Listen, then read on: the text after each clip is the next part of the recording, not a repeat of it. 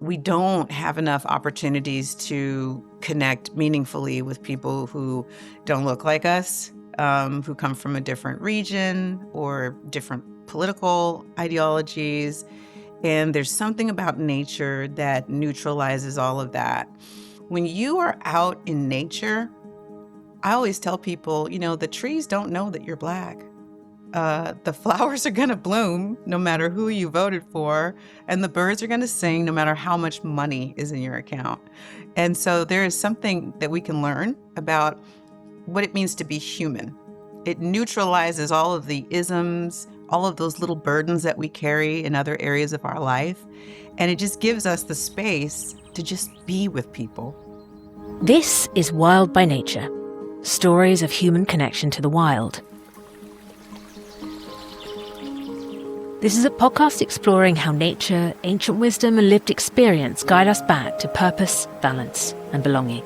I'm your host, Vian Sharif, and if you've ever felt the pull to slow down, reconnect and listen more closely to the world around you, you're in the right place.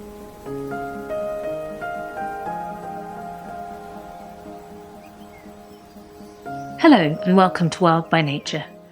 I'm your host, Vian Sharif. Throughout this podcast, we've explored how nature shapes our health, our minds, and our relationship with the world around us. But today, we're exploring something equally important, our relationship with one another. Because while nature is often portrayed as a place of solitude, many of our most meaningful experiences happen in nature in community. My guest today is Rue Mapp, founder and CEO of Outdoor Afro, a pioneering organization that has inspired and connected thousands of people through outdoor experiences rooted in joy, belonging, leadership, and connection. Through her work, Rue has helped redefine who sees themselves reflected in nature and what it means to feel at home outdoors. She's also the author of the acclaimed book, Nature Swagger, which celebrates Black joy, culture, and connection in the outdoors. Rue, welcome to Wild by Nature. Thank you, Vian. So wonderful to be here. Rue, many people think of nature as a place to go to be alone in many ways, a place to go to escape. Mm-hmm. But your work actually seems to suggest something quite different. Nature could be a place where we can connect with ourselves and also with each other. So I'd love to ask you to open, where did you make this connection and this realization? Yeah, thank you so much for asking me. I had the fortunate experience of being raised in a family that loved nature. But in addition to loving nature, they also loved sharing nature. And I grew up with mom and dad who came from the South in the United States, Texas and Louisiana. And they migrated to California, and they brought along with them a very strong connection to nature, very practically applied. It was just a way of life. And my dad was a true outdoorsman, and he set up a hobby farm about 100 miles north of where we lived in Oakland, California. And most often, we invited people from the community to join us. And we would see how people could come from the city just a couple hours away and have a completely different experience of connection to nature. They were able to be in a place where they could see the stars at night because there wasn't a light polluted sky. They were able to really be with silence. But importantly, we were able to be with each other.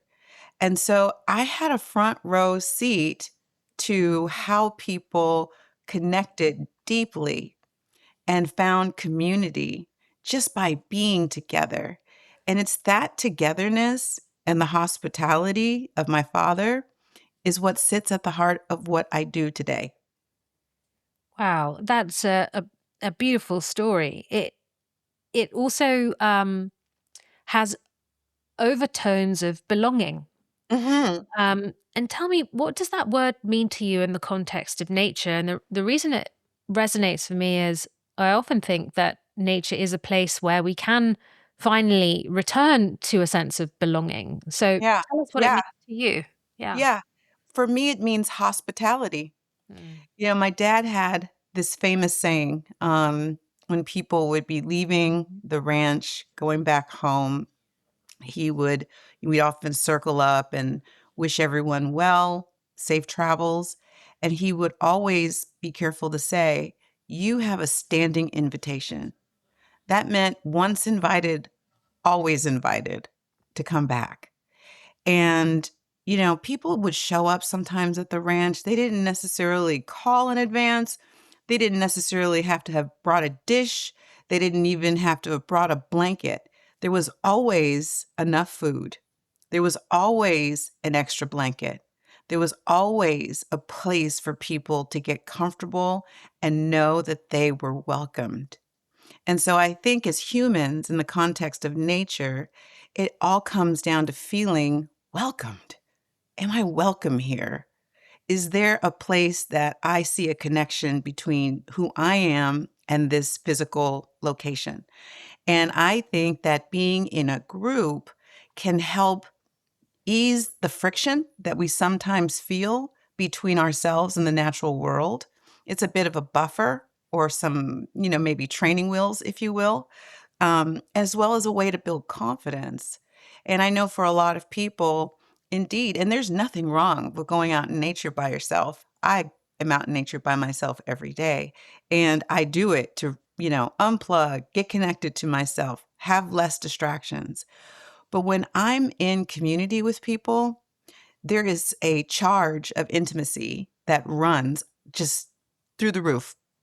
And a colleague of mine, his name, he passed away a couple of years ago. It was Malcolm Margolin. He was a publisher here in the San Francisco Bay Area.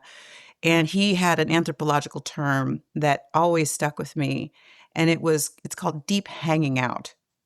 And it's about just being with people, not learning from them in an extractive way, but actually being and doing real life with people in outdoor settings, and how you learn and how you just metabolize that other being in a very different, organic, and intimate way. And it brings closeness. And it's why, I used to go to family camp with my children every year, and we would just sit around a fire ring and share meals together and go to the swimming hole together. And just, it was only a week, a year. But those people quickly became my lifelong friends because of that deep hanging out together in nature. Do you think that ultimately people are experiencing then something deeper than recreation when they're outside and outdoors together? Absolutely. I mean, for Outdoor Afro, we started off helping to shift the visual representation of who we imagine to get outside. And so there was this misconception that certain people didn't go into the outdoors to recreate. And I knew that that wasn't true because of my own family upbringing and all the different activities I did, even beyond my family, as part of Girl Scouts and I'm Outward Bound here in the United States, and so many other group experiences in nature.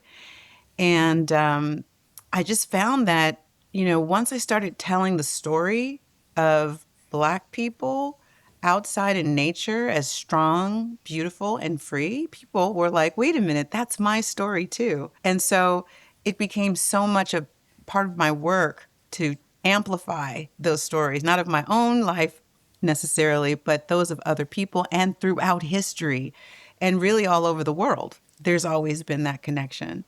And so for Outdoor Afro, it's been really important to get the story straight and to be just this standing invitation in the same way that my father shared with me, that anyone is able to find their place and find their community in nature.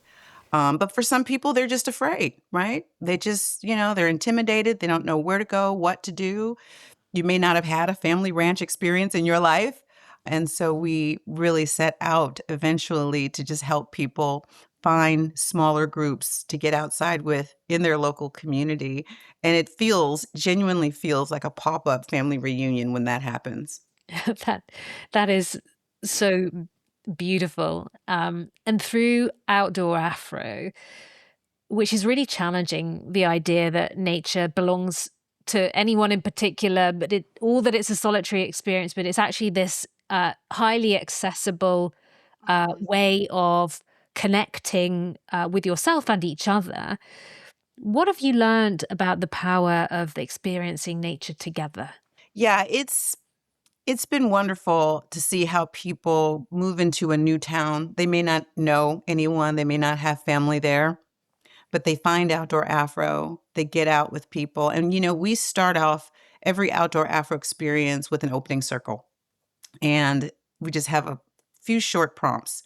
Your name, where did you wake up, and what do you love about the outdoors? So we are starting with this asset-based conversation. Mm. We are locating you in your love, your joy, your commitment to some kind of outdoor experience or place.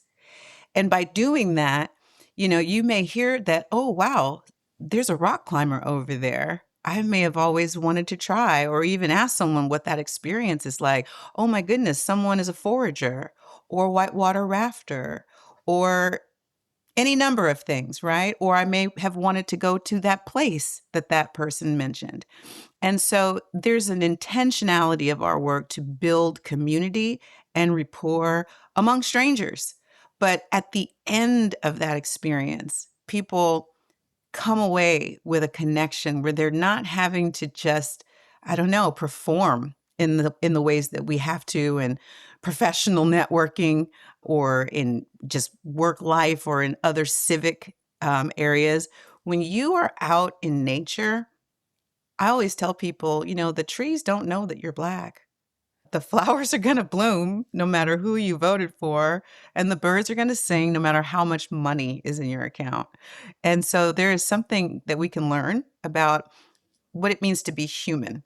It neutralizes all of the isms, all of those little burdens that we carry in other areas of our life. And it just gives us the space to just be with people.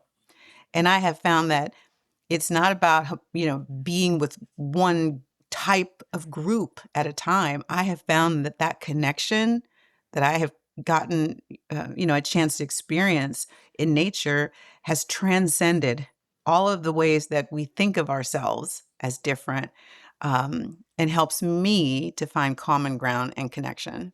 There's so much that we could so much profound that we could unpack there, Rue. The direction that I'm going to take that in is not only does this experience have an effect on the individual, but how do people experience nature differently when they feel seen and welcomed? Does something Mhm. happen in that relationship too? Yeah. I mean, I had had so many incredible experiences in nature where I learned things that I would have never learned in a classroom. I would have never learned if I read it in a book.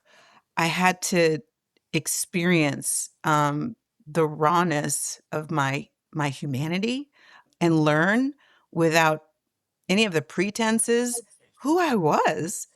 And one remarkable experience I'd brought up Outward Bound earlier. I was about 20 years old and I went out on a mountaineering expedition. And my parents loved, the outdoors, but they were not mountaineers. They were not rock climbers. Okay. They never heard the term being on belay. So, um, but, I felt ready for that experience because I had some friends and roommates who loved the mountains and were mountain biking and Mm. snowboarding and rock climbing, and I wanted in on that. So I joined in with this group, and I'll never forget this transformational moment where I didn't bring a headlamp because I was, young and broke. And I thought I didn't, I had a flashlight, so why get a headlight? That was the headlamp. That felt redundant. But you need your hands to climb. so so they were like, "Okay, Rue, you got to go first because we're gonna camp at the top." at the summit, the lights, leaving us, and we want you to be able to take advantage of whatever light we have left.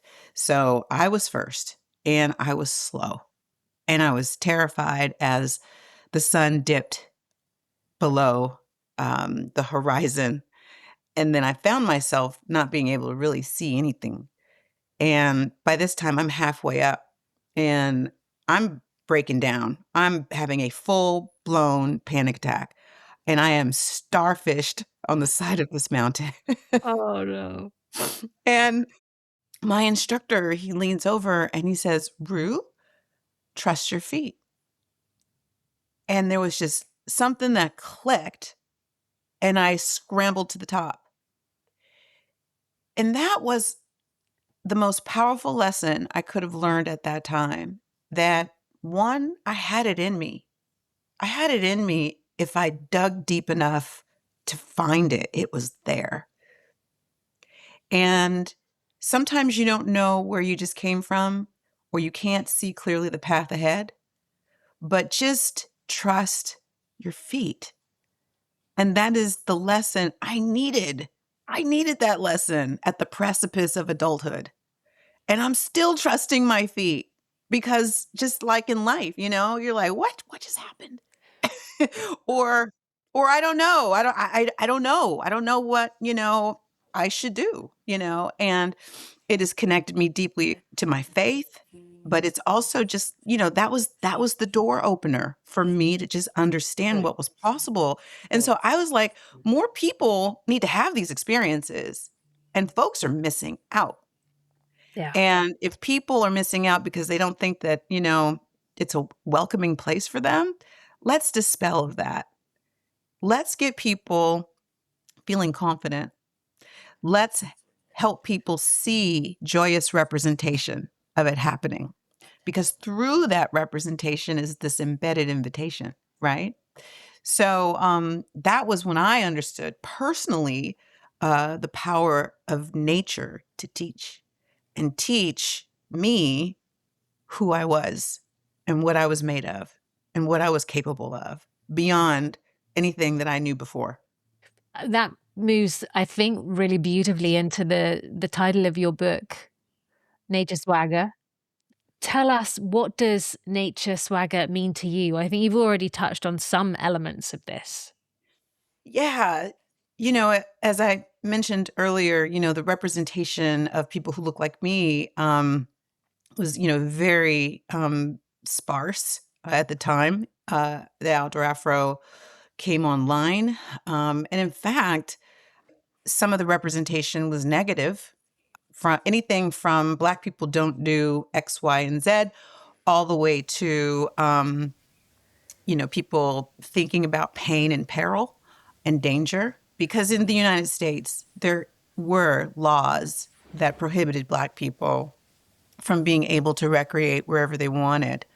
There was exclusion from beaches, from parks, and other recreation areas.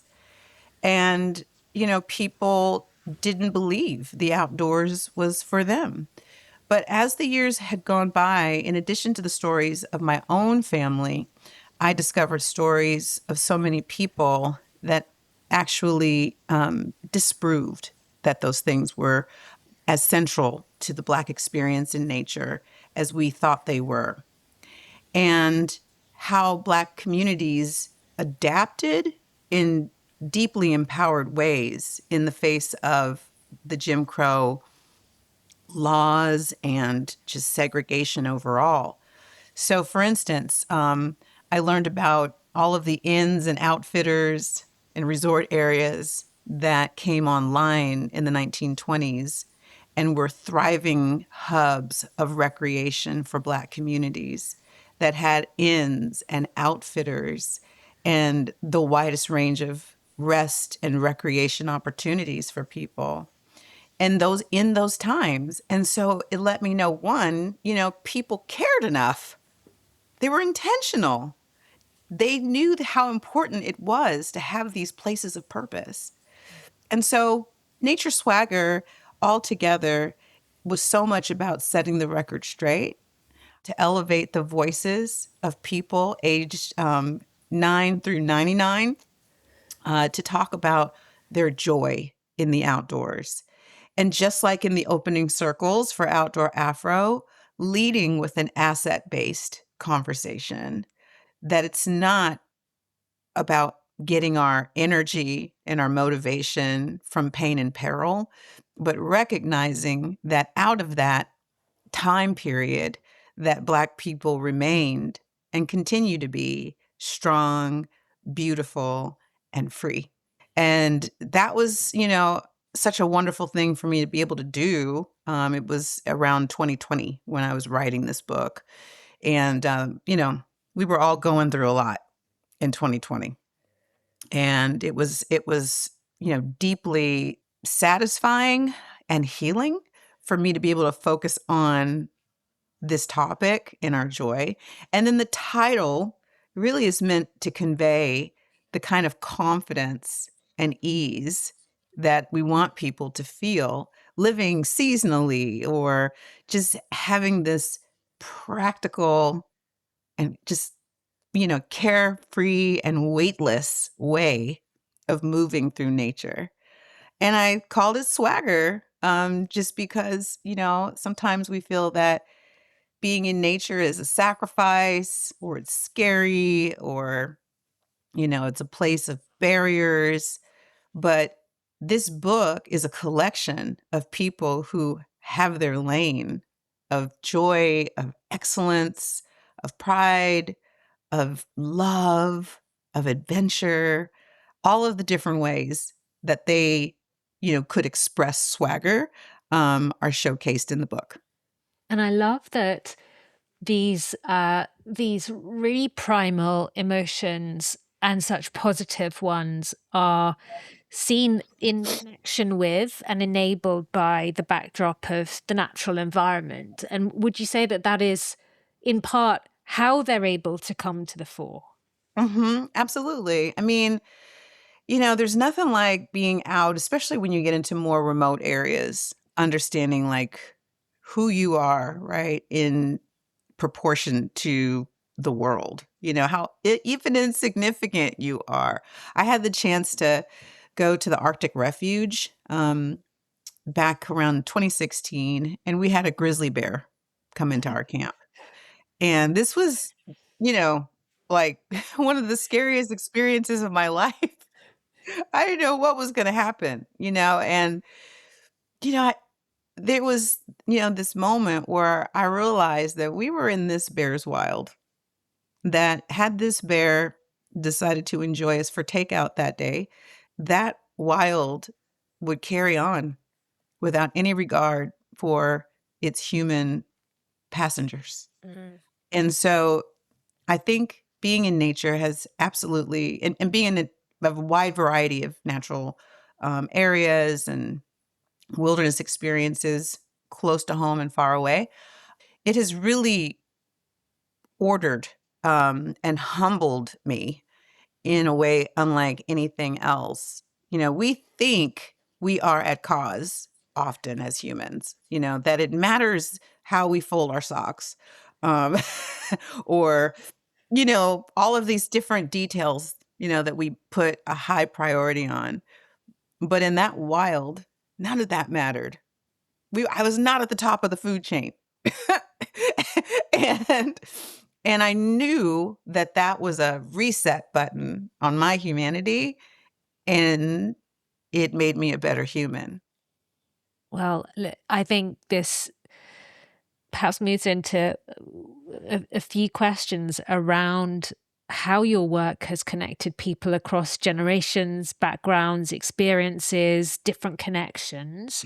Yes. What do you think these natural systems do teach us about interdependence, humility, community, and how we relate to each other and the natural world? Yeah, I mean, Outdoor Afro's message has never changed. Things I talk about haven't really changed at all over the last 17 years. And it's been truly a gift that no matter what's going on in the world, Outdoor Afro is able to meet the moment. And, it it became really clear to me that we don't have enough opportunities to connect meaningfully with people who don't look like us, who come from a different region or different political ideologies. And there's something about nature that neutralizes all of that. It's easy to find connection with people who you believe have things in common with you. Sure. But I can tell you, after so many different experiences with people I may have just met, getting into these very intimate and vulnerable and high risk in situations, it has been just a joy to see how all of those perceived differences melt away. And I think that's really what it comes down to. People just have to say yes, and they have to trust their feet. Oh, I love that, Rue. We're so used to being in control of things or being asked to be in control and being asked to, even in the context of leadership, how one moves a situation or acts in a situation. But sometimes it's really not about that. It's about how you handle what is presented to you Yeah. and that Yeah. trust that you have to know what the next right thing is. Yeah, you bring up something that reminds me of, another lesson through all of this work, and that, you know, nothing happens faster than the speed of relationships. And it doesn't matter if we're talking about between people, or between our, connection to the outdoors, and Outdoor Afro is fueled, by gratitude and relationships. There's just no shortcut. And there's no shortcut to build community. And also, I think what's all is overlooked is that nature is not, and I talk about this in my book, that it's not someplace over there. It's not something that begins at the trailhead. It is not, designated as nature because there's signage. We, in our bodies, composed of majority water, are influenced by the lunar cycles in the same way that, our shores are, right? And, there's a realization, I think, that's helpful, is that nature is who we are, that we're not separate from it. And by understanding that, we don't have to feel bereft of a connection, because we carry that connection in us and with us. And then for those, who may live in a city, I'm a big fan of, getting the plants and, whether it's a pot of vegetables or flowers, bring them into your house, put them on your balcony, or start to notice the birds outside your kitchen window. There's many, many different ways for people to connect in, and it doesn't have to be big and splashy. It doesn't have to be posted on Instagram. It's yours. It's at hand. All you have to do is say yes. I I love that invitation to saying yes, and also the remembrance that actually the connection is never gone because we are part of nature and we are nature, and there are so many different influences that connect into who we are. And then perhaps if we come to some final questions, Rue, you've been doing this for 17 years. It's been a part of you for much longer than that.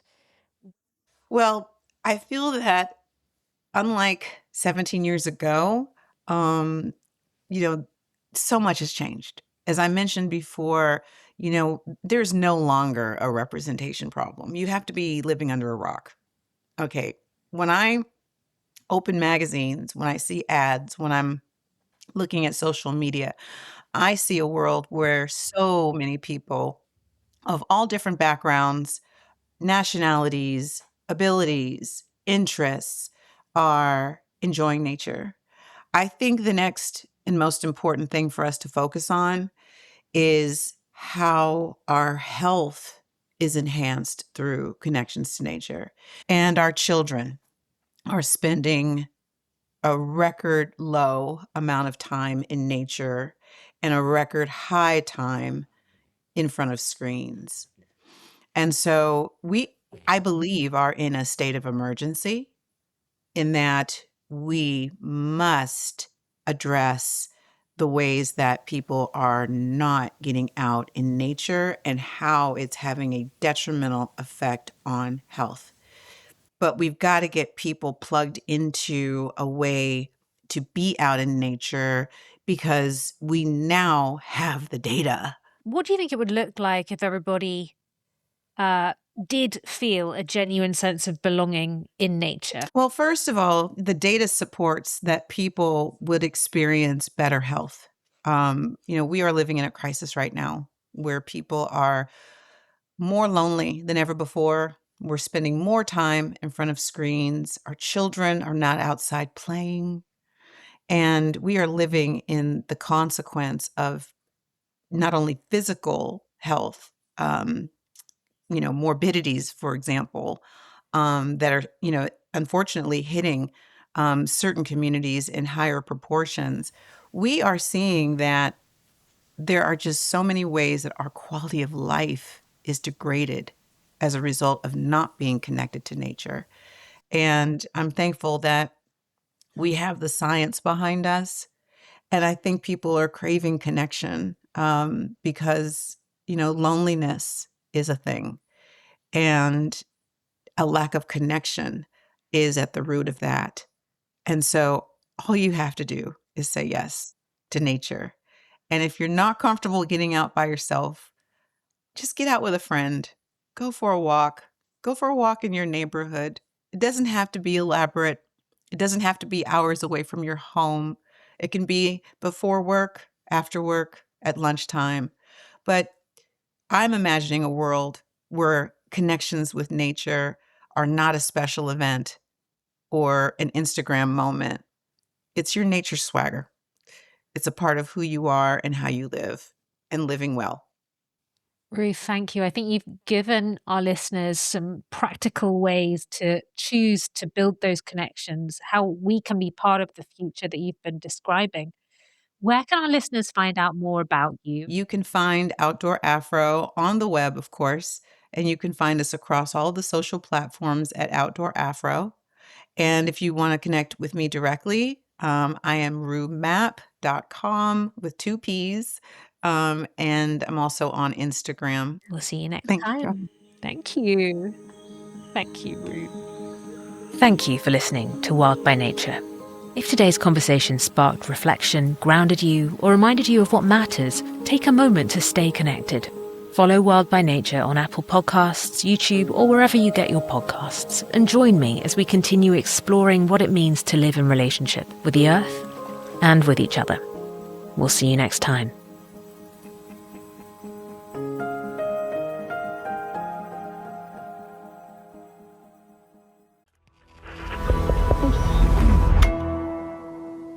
Resonate.